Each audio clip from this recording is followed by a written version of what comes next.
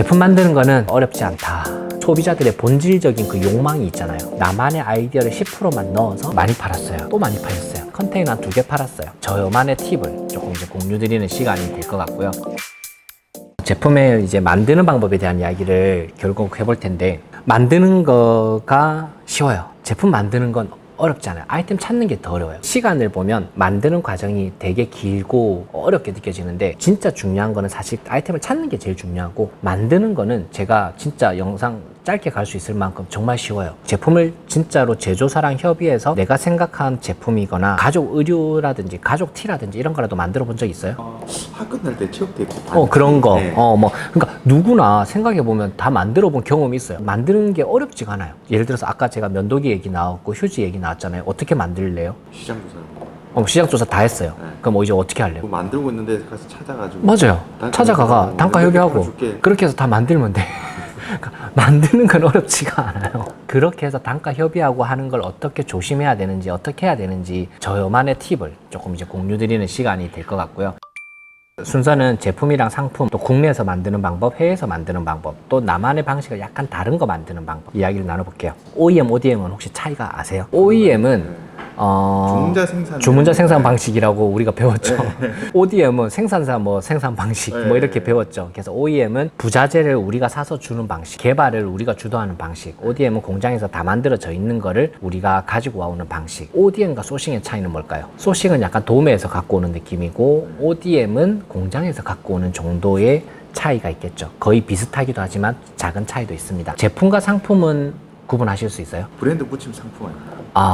조금 비슷해요. 제품은 내가 부자재까지 다 사가지고 내가 의뢰하는 제품은 대부분 제품이라고 부르고요. 상품은 다 만들어져 있는 걸 갖고 오는 개념. 그래서 ODM이나 소싱 중에 하나가 상품이 되는 경우죠. 이건 알아야 되는 이유가 앞으로 재무제표가 나올 때 보면 제품 매출, 상품 매출 두 개가 나뉠 거예요. 소상공인 할 때 소상인과 소공인으로 나뉘잖아요. 소공인은 제조가 들어갈 때, 소상인은 내가 갖고 와서 팔기만 할 때. 그래서 그때는 제품과 상품을 구분을 해야 됩니다. 그럼 소상인과 소공인 중에 만약에 국가 지원을 받거나 대출을 받는다라고 했을 땐 사실 소공인으로 하는 게 더 좋아요. 그래서 회계상으로는 진짜로 내가 제품을 만드는 경우에 국가의 지원도 많고 대출받기도 편하고, 이왕이면 제품을 하는 걸 조금 더 추천하죠. 나중에 회계상으로 상품 매출인가요? 제품 매출인가요? 물어볼 때 우리가 만들었다면 당연히 제품 매출이라고 말을 해야 됩니다. 그래서 요거는 회계상의 구별을 할 줄 알아야 된다. 그 다음에 내가 제품 만들어야 된다 하면 이제 물어보는 게 디자인, 자재, 주문, 생산까지 다 해야 되냐, 나 이거 다 관리하기 어렵다라고 얘기하고 어디까지 해야 되냐 물어보시는데, 그거는 그냥 제품 바이 제품인 것 같아요. 우리가 좋은 공장 찾았으면 그냥 바로 다 맡기면 되고,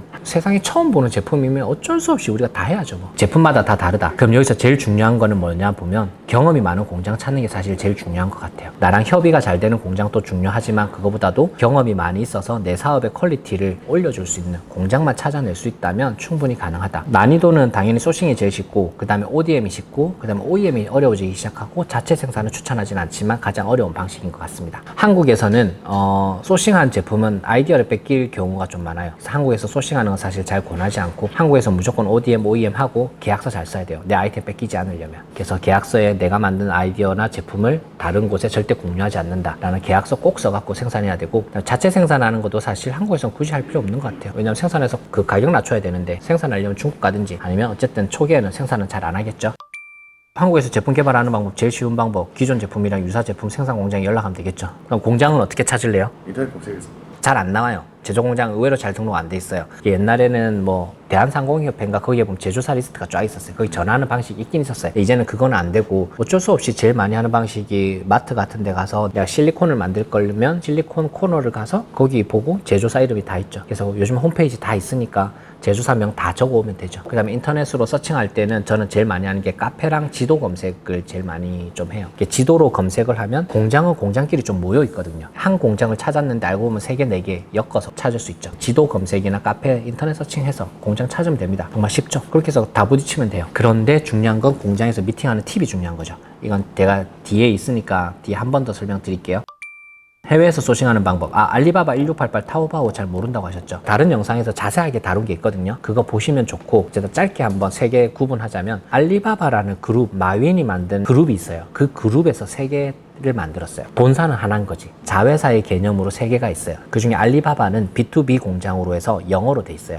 해외 바이어와 중국 공장을 연결하다 보니까 당연히 달러로 되어 있고 영어로 되어 있고 최소 발주해야 되는 물량은 높을 수는 있죠. 1688이라는 곳은 중국 도매상으로 생각하면 돼요. 중국은 내수 시장이 정말 크잖아요. 중국 공장에서 중국 도매상을 대상으로 판매하는 곳이 있어요. 또는 도매상이 작은 소비자들한테 파는 경우도 있긴 있어요. 이런 식으로 해서 B2BC라고 부르는데 그러면 중국인 대상으로 하니까 중국어로 되어 있고 우리가 사기 어렵죠. 그래서 구매 대응을 해야 되는 경우가 좀 있습니다. 또 타오바오는 B2C, 소매상, 그러니까 중국인이 소매로 사는 거죠. 이 세 개를 굳이 왜 적어놨냐면 저는 해외에서 물건 공장을 찾을 때 트렌드가 빨리 바뀌고 소비자가 많기 때문에 사진이 많아요. 제품이 많아요. 여기서 제품을 찾은 다음에 그 사진을 이제 알리바바에 보여주는 거죠. 그런 식으로 해서 공장 찾으면 됩니다. 해외 박람회가 몇 개 있거든요. 캔톤페어, 파리메종, 안비안테, 중소형 박람회 있어요. 요런 데 찾아가서 그냥 바로 공장이랑 미팅해서 갖고 오는 방법도 있고 도매 시장도 잘 돼 있으니까 충분히 갖고 올 수 있습니다. 제가 만약에 A라는 제품을 한번 해보고 싶다. 그러면 1688이나 알리바바에서 제품 찾아서 하면 충분히 됩니다.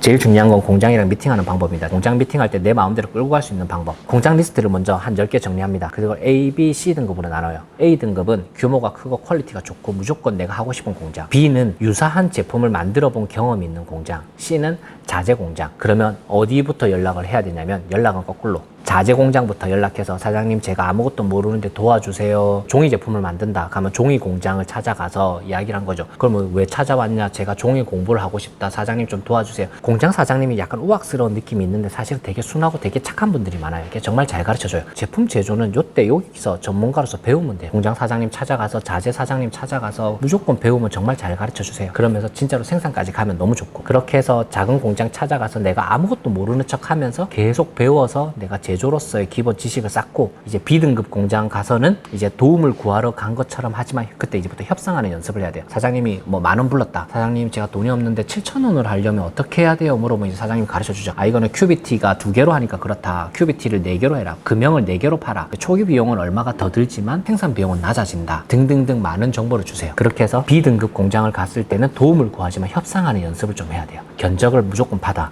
이 견적서를 갖고 A등급을 가는 거예요. 내가 생각했을 때 무조건 만들고 싶은 공장, 큰 공장 찾아가서 왜 내가 이미 견적서 들고 있으니까 안 되면 그 견적서로 생산하면 되잖아요. 그럼 당당한 마음으로 A등급 공장 가서 좀 싸워가지고 A등급하고 충분히 거래를 뚫어내면 너무 좋은 거죠. 그래서 A등급을 원하지만 원한다고 해서 A등급부터 가지 말고 역순으로 해서 공장 가면 됩니다. 그리고 내가 만들고 싶은 아이템 찾고 공장 리스트 찾은 다음에 이 순서대로 하면 무조건 제품 만드는 건 정말 쉽습니다. 근데 중요한 건 나만의 제품을 만드는 거죠.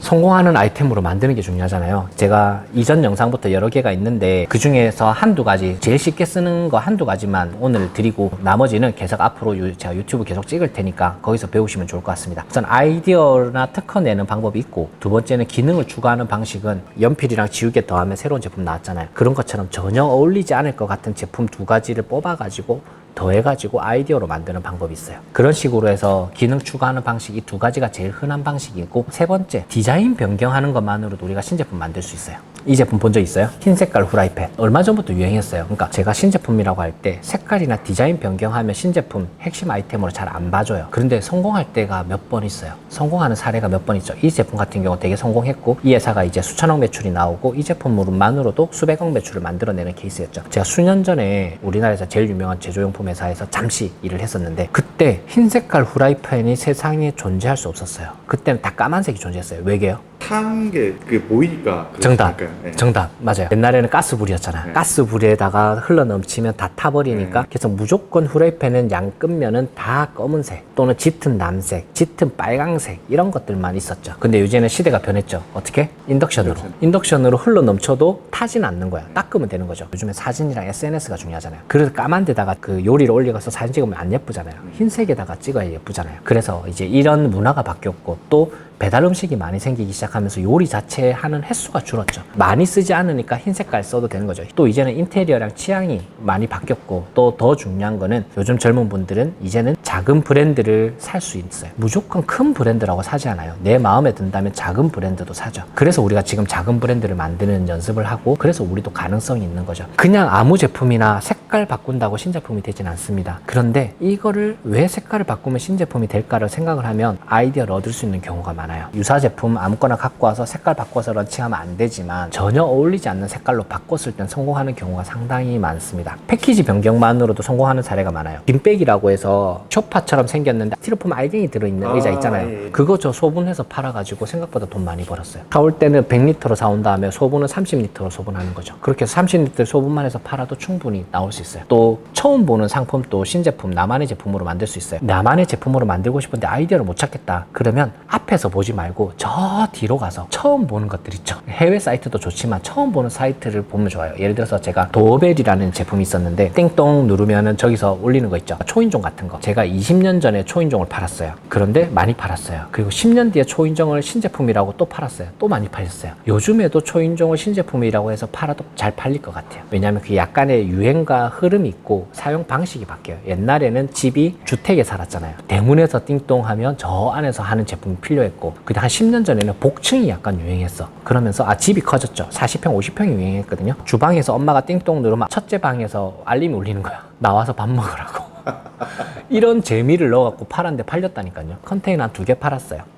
이런 식으로 아이디어를 전혀 다른 데다가 접목을 해보는 방식도 있습니다. 10년 전에 유행했던 아이디어는 분명히 유행했다면 뭔가 이유가 있는 거예요. 싸이월드가 20년 전에 유행했는데 그 SNS가 아직도 유행하는 소비자들의 본질적인 그 욕망이 있잖아요. 그런 것처럼 1, 20년 전에 이 카테고리에서 유행했던 방식을 다시 갖고 오는 거죠. 그렇게 하면 충분히 또 나만의 상품을 만들 수도 있습니다. 그렇게 해서 우리가 핵심 아이템 찾고 핵심 아이템 찾은 다음에 10%만 바꾸자는 거지. 90%는 그대로 유지하고 나만의 아이디어를 10%만 넣어서 나만의 제품을 만들면 될 것 같습니다. 제품 만드는 거는 제가 하고 싶은 말은 어렵지 않다. 대신 3순위, 2순위, 1순위 거꾸로 올라가는 것만 연습해서 하면 충분히 할 수 있다. 그래서 만들고 싶은 제품 생기면 무조건 그냥 제조 공장에 찾아가면 돼요. 그럼 어떻게든 답은 나옵니다. 제품 만드는 건 너무 어렵지 않으니까 얼마든지 빠르게 무조건 부딪혀 보면 좋겠습니다. 이상입니다.